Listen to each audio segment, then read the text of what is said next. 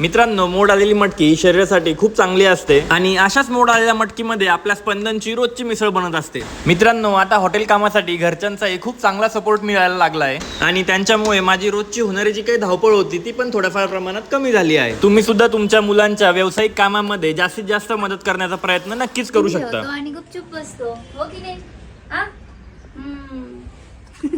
हळू जाय, गाड्या वगैरे बघ रस्त्यात, मास्क लाव.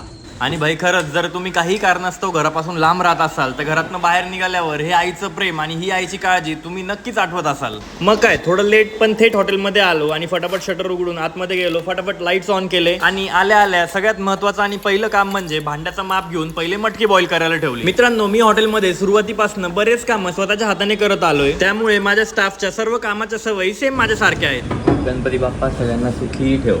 मिसळ तर मस्त बॉईल होत होती. जोपर्यंत मिसळ बॉईल होते तोपर्यंत मस्त फ्रेश थंडगार ताक रेडी करून घेतलं आणि किचन मधल्या गरम वाफांमधनं बाहेर निघून मस्त आपल्या फ्रेश अँबियन्स मध्ये मोकळा श्वास घेतला. मग काय, आपली स्पंदनची काळ्या मसाल्याची फ्रेश तर्रीदार मिसळ रेडी होताच बाहेर कस्टमर पण सुरू झाले. शुभम सर्विंगचं काम करत होता आणि प्रतीकचे किचन मधले काही काम बाकी होते, मग त्याने फटाफट कांदे धुवून फ्रेश कांदा कटिंग करून घेतला.